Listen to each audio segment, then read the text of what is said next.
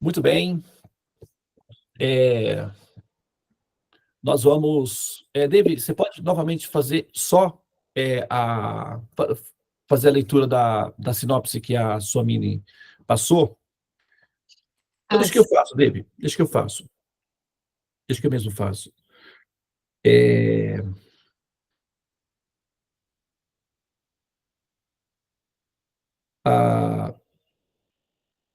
Não. Achei que eu tivesse aqui. É que o meu telefone está desaparecido. Faz, David, por favor. Na verdade, a pequena contextualização sobre o tema de hoje, certo? Não está no grupo, né? Você pode... Tá. Então, eu falei antes, eu vou repetir. Você pode lançar no grupo a contextualização? Sim. Mas está aqui no grupo, Cristina Lima. Interessante, porque não aparece para mim aqui. Mas tudo bem, então faz a leitura você. Então, as explicações que você nos deu sobre as moradas transcendentais iluminaram muito nosso entendimento, nos guiando para uma direção agradável, com confiança e felicidade. E hoje, o tema será que você vai explicar de onde vêm essas informações e como você chegou até elas. A fonte dessas informações, e muita gente, né, se questiona de onde vêm essas informações sobre as moradas transcendentais. Muito bem. Olha só, pessoal, o que acontece aqui, a gente vai fazer essa explicação, tá? Se eu não conseguir fazer agora, porque eu já tomei um pouco do tempo, completamente hoje, eu dou na sequência lá na frente, tá? No próximo sábado. Porque, veja bem, nós queremos saber, ou precisamos, ao menos, né, assim, ter alguma informação de como é que essas informações chegam, né, até nós. Que nós recebemos essas informações, elas, né, apresentam um certo teor de coerência, né? Elas são atrativas, parecem ser expressas de uma maneira muito belas e ao mesmo tempo, nobres no sentido intelectual, né? Então, aí, agora nós queremos, né, por uma referência de curiosidade, queremos saber como é que elas chegam, né, até a humanidade ou até nós. Isso também significa perguntar como é que o conhecimento védico chega na humanidade. Existem tantos conhecimentos na humanidade. A gente tem aí tantos conhecimentos misteriosos, né, que se fala, né, dos Atlantes, dos Lemurianos, dos Maias, Incas e povos, né, ancestrais e tal, etc. E entre todas essas definições de conhecimentos, tem os Vedas, ok? Agora, primeiramente, né, a gente tem que lembrar um fator, que é o fato, né, de que nós, normalmente, optamos por coisas mais duráveis. Quando nós queremos adquirir um produto, por exemplo, nós procuramos saber da garantia. Quantos anos tem de garantia? Quantos meses tem de garantia? Esse produto é bom, né? Esse carro é bom? Ele dá defeito com facilidade? Esse produto tem uma boa garantia, né? Vamos ver as referências aqui, o que as pessoas dizem sobre esse produto, né? E por aí vai. Então, quando nós vamos adquirir um produto, nós observamos a qualidade da durabilidade e da praticidade deles. Não é assim que a gente faz? Né? É assim que a gente faz. Né? Muito bem. Então, na hora de fazer uma discriminação entre as possibilidades disponíveis, as possibilidades que nós temos à nossa disposição, e, ao mesmo tempo, a praticidade delas, nós também temos que verificar um item em relação ao conhecimento, a durabilidade desse conhecimento, a estabilidade desse conhecimento, a consistência que esse conhecimento tem para suportar pressões históricas, né? Eu estava assistindo um documentário recentemente sobre o livro dos mortos dos egípcios, né? O sistema de religião egípcia e o livro dos mortos. Então, um sistema muito interessante, eficaz, funcional, que funcionou durante mais ou menos 6.000 anos na história, aproximadamente 6.000 anos ele durou, funcionou muito bem, norteou, né, uma comunidade de maneira bem organizada, inclusive formando, né, uma comunidade grande, um império, né, ao redor. Tudo bem que situações geográficas ajudaram, mas o sistema de ética e religião egípcia era bastante funcional, né? Por exemplo, cada criança que nascesse recebia um colarzinho com aqui no caso, eu estou usando um chakra, né? Que é um receptor de sinais. Eles usavam um besourinho, tá? Então, a pessoa, ela carregaria esse besouro a vida toda. E esse besouro era como se fosse um cartão de memória, onde ficaria registrada ali todas as suas atividades na vida.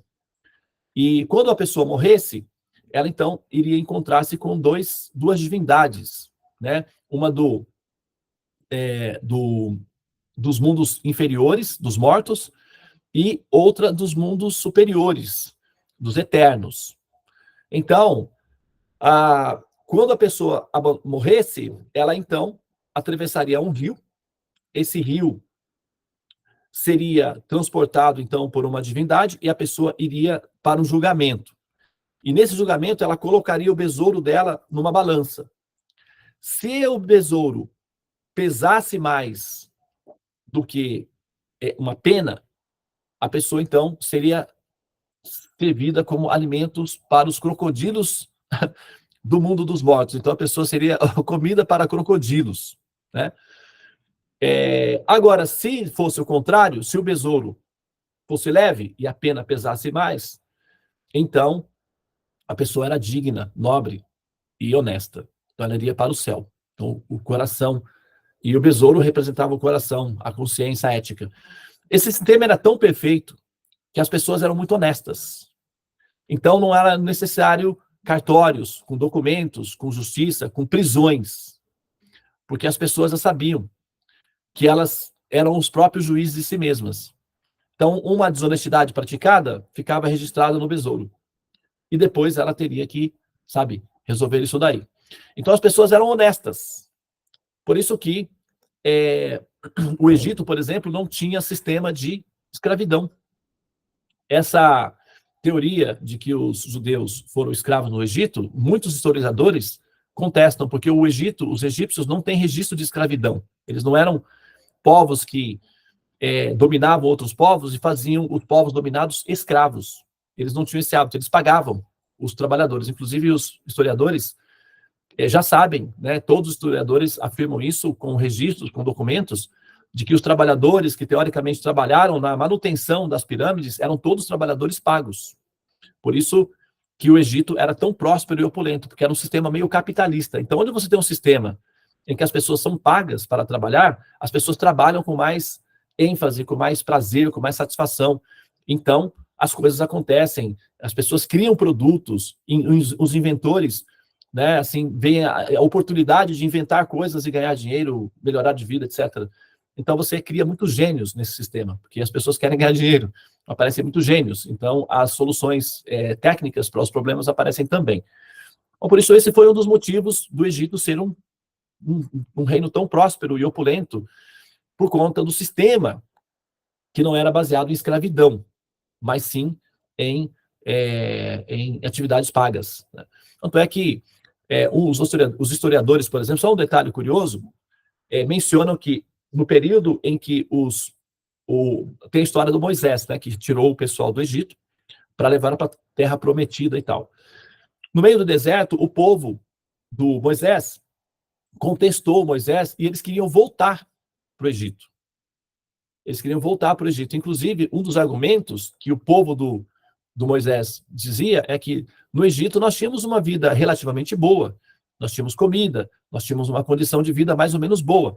E agora nós estamos aqui no meio do deserto, né, assim, e a situação aqui não está muito favorável. Então, eu acho que nós devemos voltar para o Egito, né? Tem uma parte na Bíblia que tem esse momento em que o povo faz essa proposta para Moisés, de voltar para o Egito, por conta da questão da alimentação, do conforto, da moradia e tal, etc. Bom, mas isso são questões históricas, né? Detalhes da questão histórica. Acontece que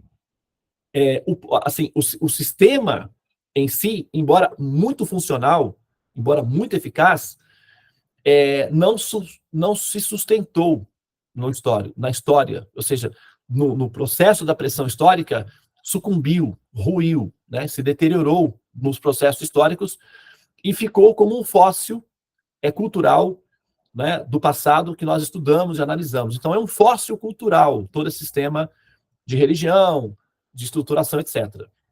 Outro sistema que funcionou muito bem, durante séculos, milênios, funcionou muito bem, inclusive produzindo grandes pensadores, o sistema de civilização dos gregos, por exemplo, né, que eram todos baseados na constituição do panteão, que eram os semideuses, os deuses gregos, né, em que havia todo um sistema de compensação, havia também, né, a compensação final, que era o Hades para os malfeitores, né? Então existia a descrição dos infernos, que é o Hades, né? O Tártaro, e a deusa Caos, né? A escuridão, era a predominante aí nesse caso, e tinha os campos elíseos, para beneficiar aqueles que eram benfeitores. E tinha todo um sistema de ética dentro da sociedade, de respeito às divindades, para que a sociedade funcionasse muito bem. Inclusive, o mestre filósofo Sócrates, ele foi condenado à morte não porque ele incitava as pessoas a pensarem. Às vezes se comenta que o Sócrates foi condenado à morte porque ele incomodava as pessoas com perguntas. Não é nada disso. O Sócrates, ele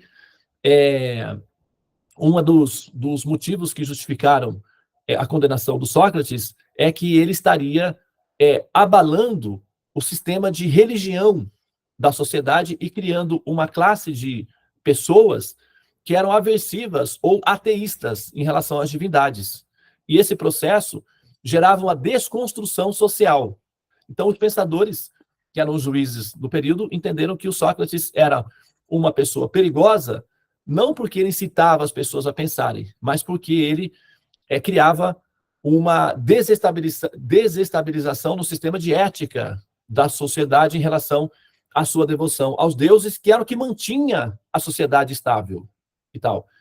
Então, o sistema de religião e de ética dos gregos durou centenas de anos, milênios, com o sistema de semideus e tal. Porém, também não resistiu à pressão histórica do tempo. Erodiu, e agora nós temos um fóssil, né? Um fóssil histórico, um fóssil filosófico, um fóssil religioso, que nós estudamos, que nós apreciamos como um fóssil, né? Reminiscências do passado. Muito se fala dos Atlantes, né? Da sociedade perfeita, da comunidade perfeita, altamente civilizada e tal, etc. Mas também sucumbiu, né? Desapareceu, sumiu, né? Não há vestígios. Então, a pressão histórica, se existiu, se houve realmente uma Atlântida, não está mais entre nós, né? Se foi, como se diz, né? Então, não resistiu à pressão histórica, ok? Mas então agora temos, né, os maias, os incas. Pois é, né? Com toda a sofisticação, um sistema que funcionou durante centenas de séculos também, sucumbiu, erodiu, né, se dissolveu. Nós temos agora o cristianismo, o islamismo. O islamismo e o cristianismo, em relação aos outros sistemas religiosos, é praticamente um bebê, né, de 2 aninhos. Sistemas como, por exemplo, dos egípcios, que duraram 6, 7 mil anos. O cristianismo tem 2.000 anos. Tá? É recente. Os sistemas do paganismo, que duraram 8, 10 mil anos, e funcionou muito bem, norteou as comunidades, não é? Criou sociedades, e funcionou muito bem, até que um sistema se sobrepõe ao outro. E assim os sistemas de religião e ética vão se sobrepondo uns aos outros. E no momento em que um sistema está predominando, as pessoas têm uma tendência de, naturalmente, integrar-se plenamente a esses sistemas e defender esses sistemas com unhas e dentes, a ponto de, claro, se necessário, matar os outros para manter esse sistema. Né? Os gregos, por exemplo, sacrificaram Sócrates. Foi um sacrifício humano para preservar o sistema, que no final ruiu. Os cristãos também sacrificam os hereges, sacrificaram pelo menos, né? Queimava e tal, e enfim, isso para preservar o sistema. Então é natural não, né? Assim, é comum que os membros de um sistema, de um paradigma, defendam esse sistema com unhas e dentes, a ponto de, se for necessário, fazer sacrifícios humanos para que esse sistema se mantenha. Por exemplo, os judeus fizeram um sacrifício humano de Jesus. Por quê?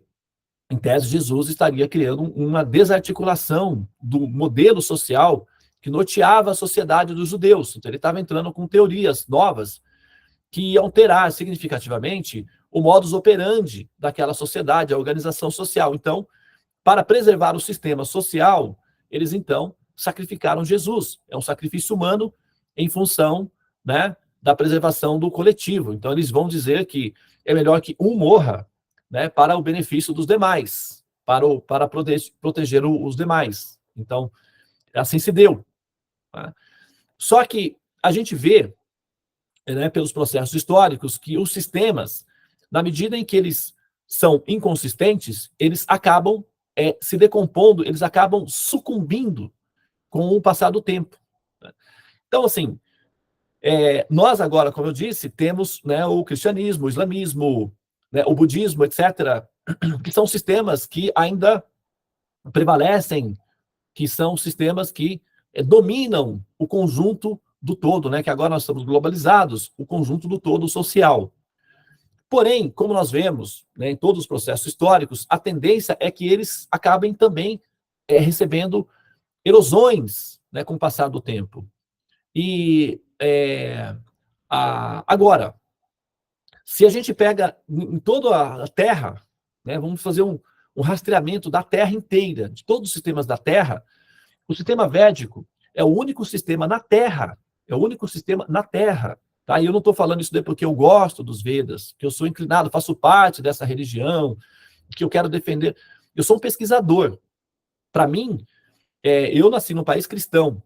Seria muito mais conveniente para mim seguir o cristianismo, apesar de que eu, né, sou um cristão natural, por nascença e por convicção também. Né? Então, eu, assim, entendo que os ensinamentos de Jesus Cristo são autênticos, verdadeiros e benéficos para uma pessoa que consegue, né, assim, administrá-los, metabolizá-los, vivê-los, etc. É uma coisa boa. Eu sou cristão. Mas, em termos de instituição, eu poderia estar defendendo, né, a tese do cristianismo como paradigma, porque seria muito mais conveniente, mais confortável para mim, já que eu estou num ambiente assim. Entretanto, a minha defesa na tese tem a ver com o conhecimento védico. Então, não é por uma questão simplesmente de adaptação de gosto. Tem a ver com uma pesquisa, tem a ver com uma decisão final, uma discriminação racional de definição de qual dos sistemas eu vou advogar. Porque, afinal de contas, eu vou assumir um compromisso. Eu vou advogar uma causa. E eu quero saber se essa causa é advogável, se ela é sustentável. Né? Assim, eu preciso ter, sabe, uma noção mínima de que aquilo que eu estou defendendo, eu posso defender para mim mesmo, antes de defender aos demais. Se eu sozinho, no meu quarto, entre quatro paredes, sabe, me colocando no banco dos réus e exigindo de mim respostas coerentes para aquilo que eu estou defendendo, se eu seria capaz de ficar confortável comigo mesmo em relação àquilo que eu estou fazendo. Aí, então, eu posso defender isso em público, tá? Por uma questão simples de coerência e bom senso.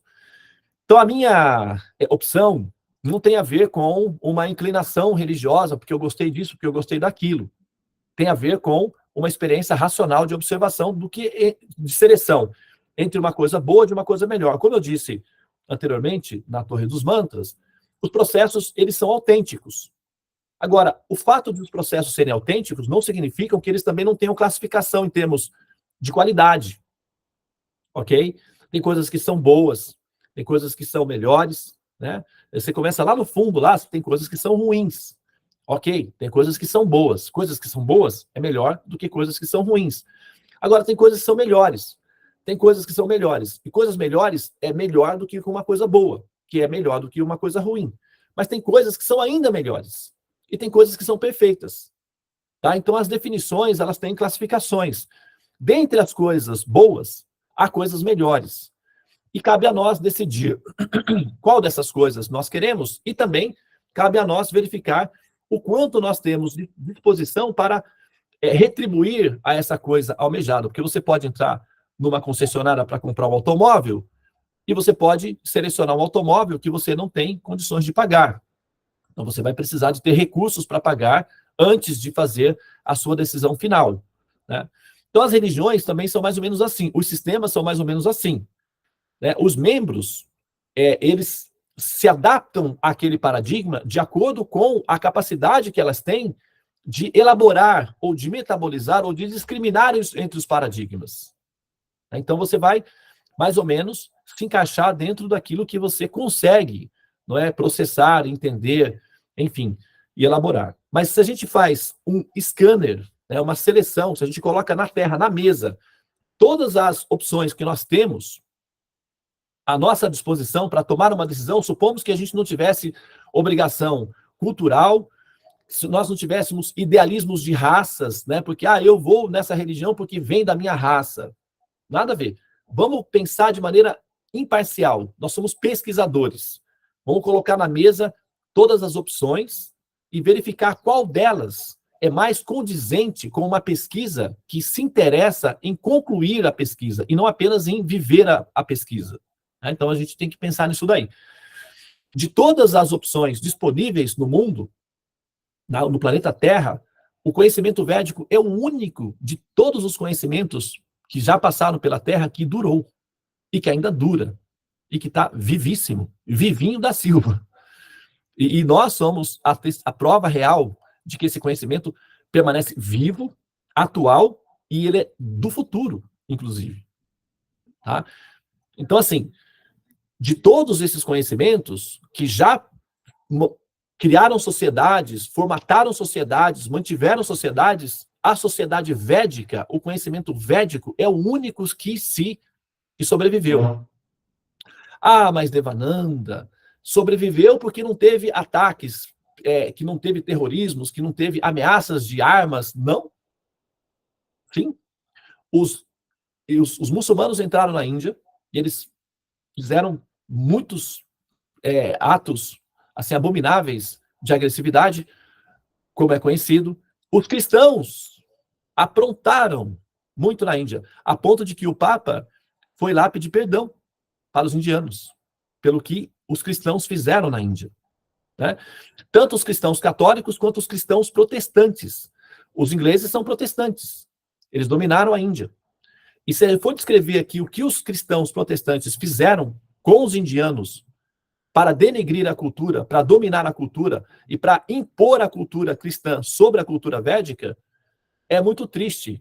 Assim, é desconfortável ouvir as coisas que eles fizeram.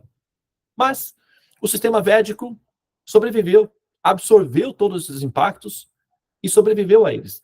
Então passou por ali o islamismo, passou o cristianismo, o budismo surgiu ali e, no entanto, o sistema védico permaneceu intacto, resistente, resiliente.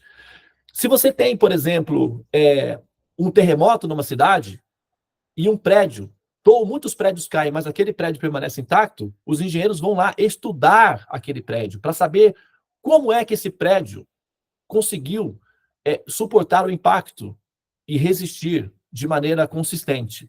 Qual é a estrutura, a engenharia que foi utilizada aqui que justificasse isso para a gente repetir nos demais, para que caso haja novos terremotos, os prédios se mantenham consistentes. É assim que pessoas inteligentes, os engenheiros, agem para aprender a não cometer erros e os prédios caírem em situações de abalo. Então, o sistema védico, ele sofreu ataques, sofreu agressões. Porém, embora com alguns danos, algumas avarias, né, porque ninguém... tem um ditado que diz que ninguém sai de uma luta com o tigre, ainda que vivo, sem arranhões. Então, se você vai na Índia, você vê os arranhões, né, da batalha, né, as agressões que foram feitas, os livros os muçulmanos queimavam livros, eles destruíam estátuas, né? Você vê que tem patrimônios históricos que eles explodem. A ponta dos narizes da esfinges, por exemplo, são agressões contra as estruturas, que eles consideram que as imagens são coisas que devem ser destruídas. Então, eles têm o hábito de destruir templos e por aí vai. Então, assim, mas, no entanto, o sistema sobreviveu. O sistema resistiu a esses processos todos e está funcional até hoje. Então, de todos os modelos, tá, que tem na Terra, primeiramente, o modelo védico é um modelo bem estruturado, capaz de absorver impactos, agressões e resistir à erosão do tempo. Logo, esse produto, ele parece ser consistente. Então, vamos olhar para esse produto como pesquisadores e não como pessoas que adotam religiões. Porque fé é uma coisa, assim, posso dizer, volúvel, inclusive. Tem pessoas que mudam de fé durante uma vida 3 vezes. Eu, particularmente, né, participo de vários grupos de debates e bate-papo. Tem pessoas que são de uma religião, muda, vai para outra, se torna agnóstico, depois entra para uma outra religião. Tem pessoas, por exemplo, eu sigo um canal de um ex-pastor evangélico, que ele foi pastor, ele foi coroinha, depois ele virou evangélico, foi católico, virou evangélico, foi pastor durante 27 anos, pregava no púlpito, ele era cantor e dava palestras. Então, ele tem 29 CDs de palestras com cantos que ele fez enquanto ele era pastor. Hoje, ele tem um canal de ateísmo. Ele ensina as pessoas a como não acreditarem mais em Deus. Olha que interessante. E ele tem muita fé, convicção nisso daí. Então, a fé é uma substância volúvel. Você pode, é como faca, você pode usar para cortar tomate, cortar laranja, sabe? Enfim, para fazer o que for necessário. É volúvel, tá? Então, a fé não é um negócio muito consistente. Compreensão, sim, é consistente. Então, fazer uma opção por questões de fé pode não ser exatamente seguro do ponto de vista pragmático a longo alcance. Em termos imediatos, sim, a gente respeita a fé das pessoas. Ah, você tem fé nisso? Ok, vamos respeitar isso daí. Mas a própria pessoa pode mudar a fé. Tem pessoas que mudam de sexo, tem pessoas que mudam de nome, pessoas que mudam de cidade, mudam de roupa e também mudam de fé, né? Então, a fé é algo que você não pode apostar assim as suas fichas totalmente, porque as pessoas mudam. Então, como é que você vai fazer um modelo estatístico, científico, com base na fé? Né? Os sistemas de religião, como nós falamos, os egípcios, os maias, né, os gregos, sabe, os fenícios, enfim, todos os sistemas que eram baseados em fé ruíram, porque nós temos que apostar em cima de um contexto de fé, que pode ruir também com o passar do tempo, né? Então, a gente tem que ver isso daí. Então, o que nós precisamos é de alguma coisa que seja sustentável, que tenha consistência, que tenha coerência. Então, dentre esses sistemas, né, nós estamos, assim, analisando e estudando o sistema védico. Tá? Isso também não significa que nós estamos aderindo ao sistema védico, que nós estamos abraçando a causa védica, a fé védica. Nada disso. Nós estamos observando, analisando, degustando, experimentando, testando a consistência do sistema, para ver se funciona. Se funcionar, ótimo. Porque como pesquisadores da existência, o que nós precisamos de alguma coisa que funcione para resolver o nosso problema. E qual é o nosso principal problema? Morrer. É chato, é muito desconfortável, é desagradável, gera medos, ansiedades, pânicos, as pessoas se desesperam com esse problema.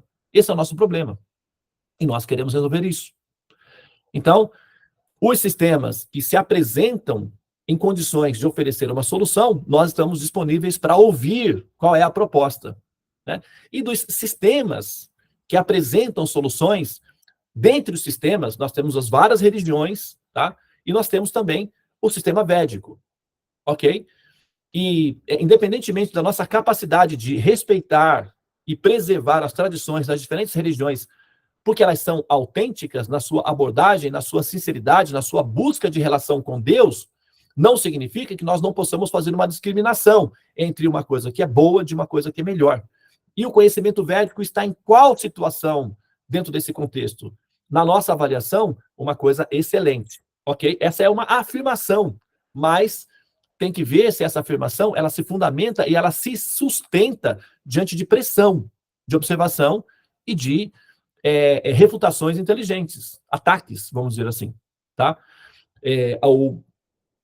Ou confrontos, né, filosóficos em relação ao paradigma.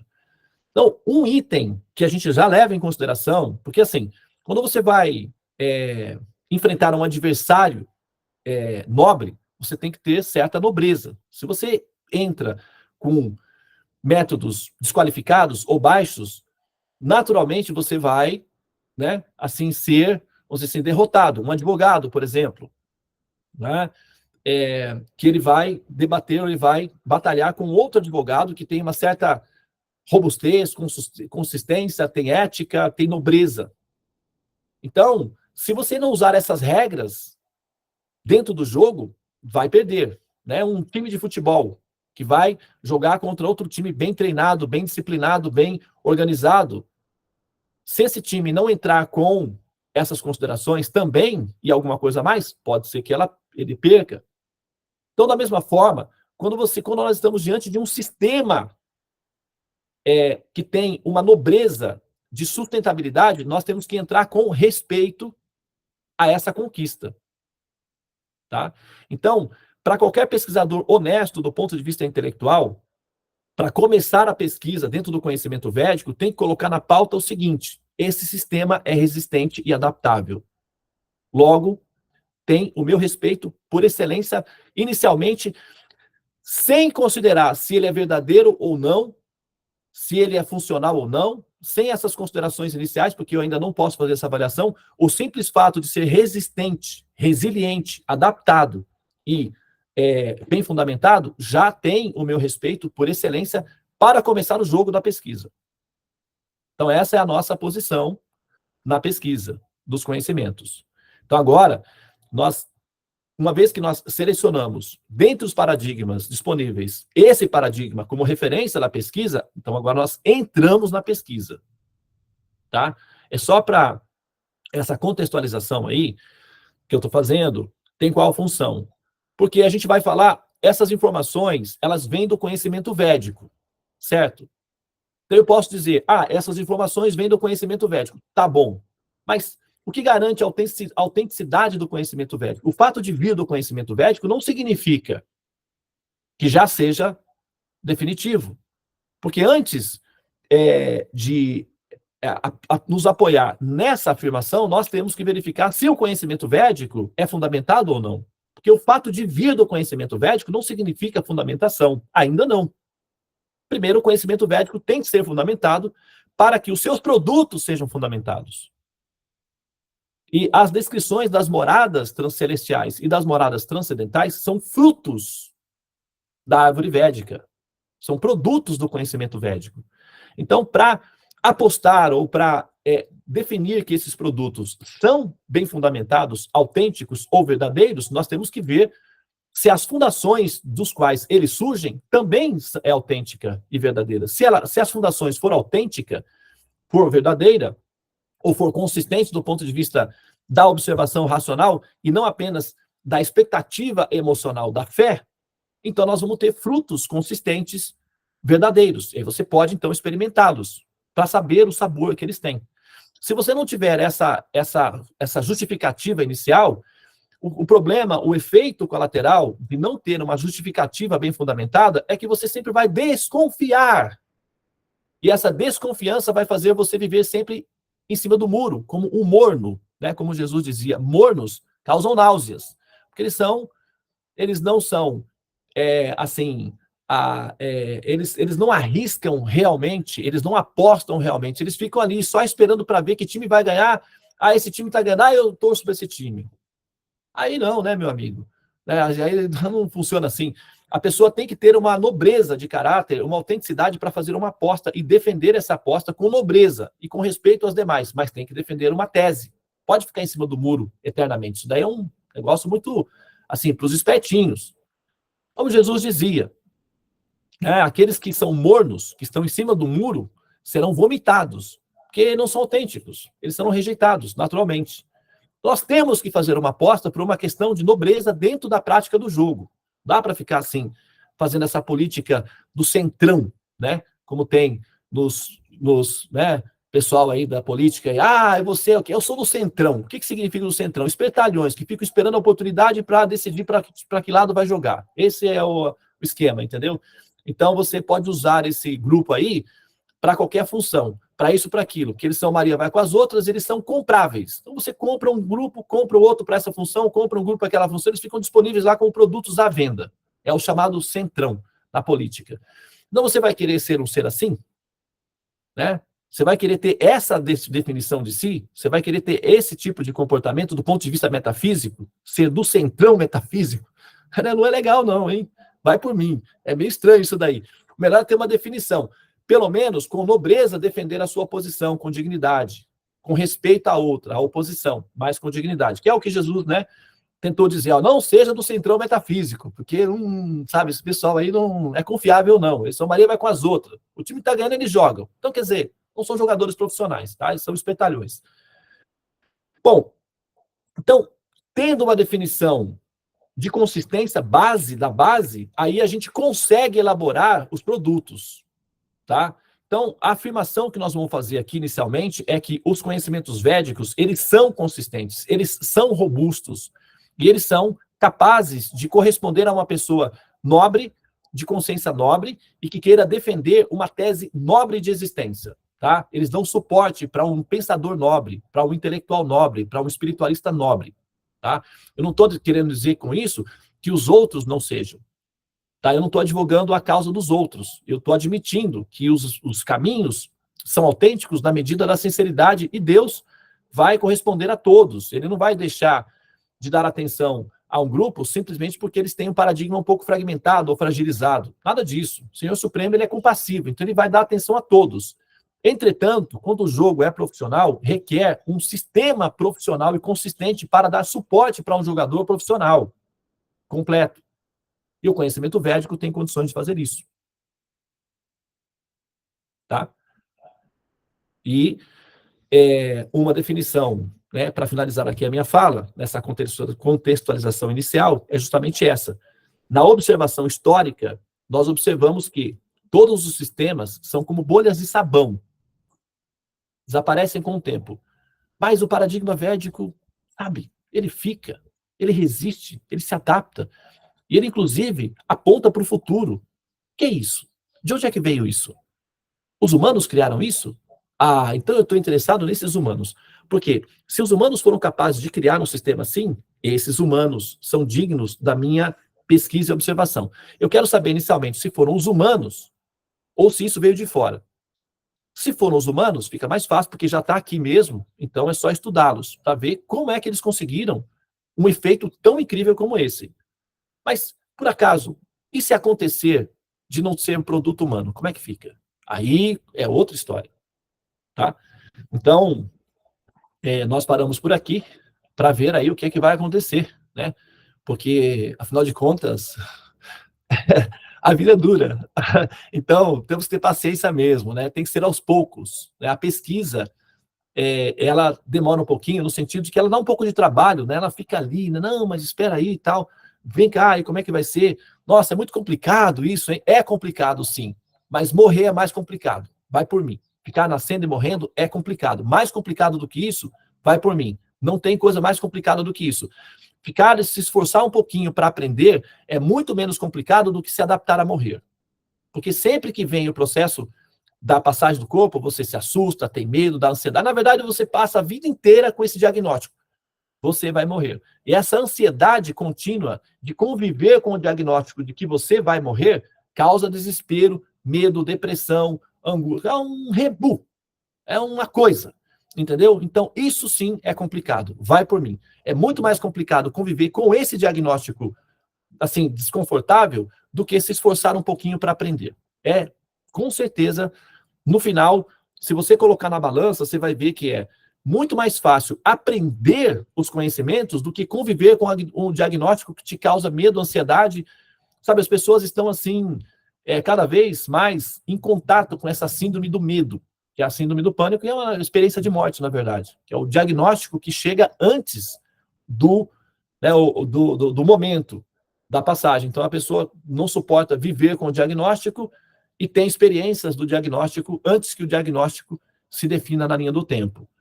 Tá? Então, conviver com esse diagnóstico e viver nesse campo desse diagnóstico é muito mais trabalhoso do que aprender os conhecimentos que vão eliminar esse problema definitivamente da sua vida, das nossas vidas, da nossa experiência de existência, tá?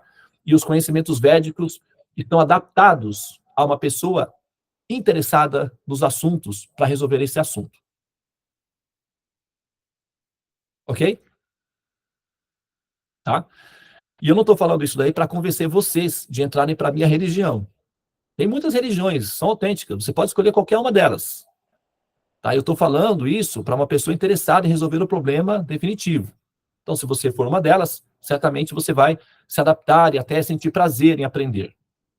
Mas se não, paciência, né? Tudo tem o seu tempo e as religiões funcionam como, né, assim, um alívio para o medo da existência. E se você se sente confortável numa religião, isso é completamente respeitável e até bom.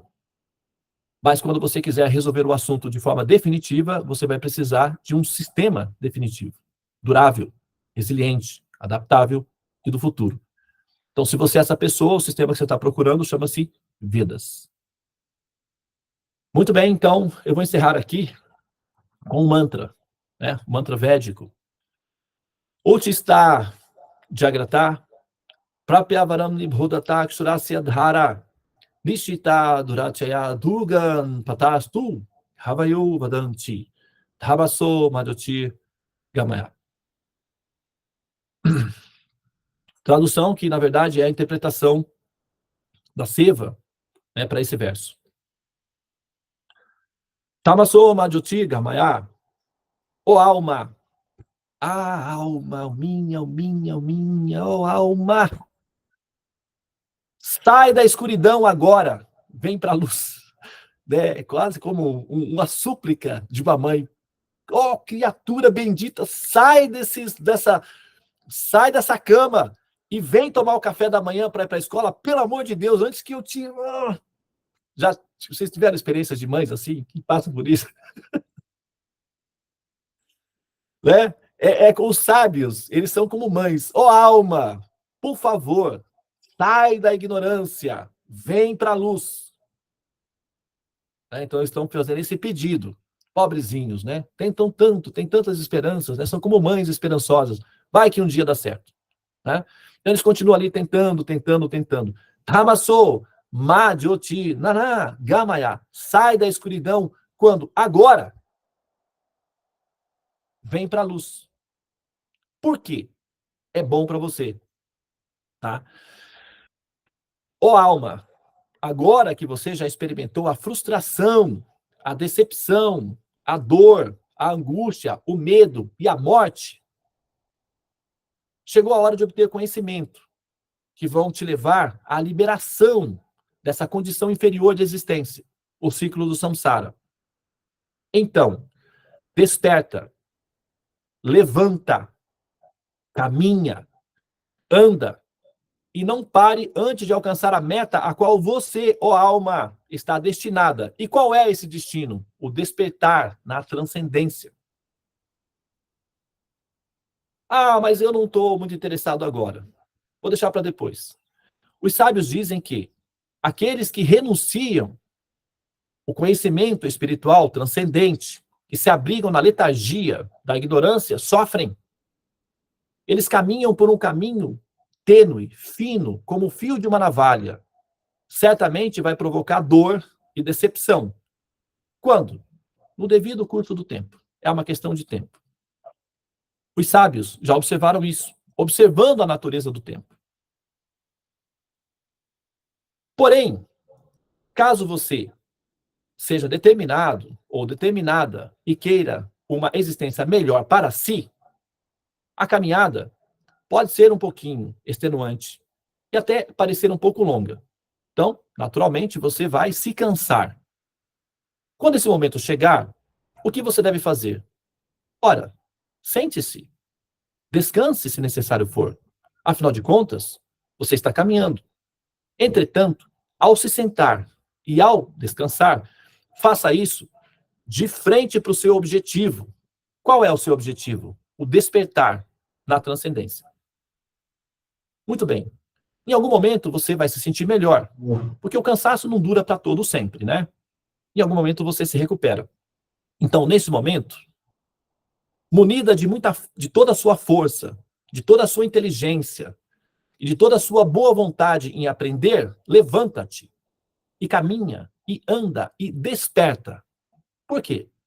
Porque o seu destino já está previsto. É o despertar na transcendência. E para isso você precisa do conhecimento védico, Vedas. Hare Krishna, Krishna Krishna, Hare Hare, Hare Rama, Rama Rama, Hare Hare. Ó energia suprema, amor divina.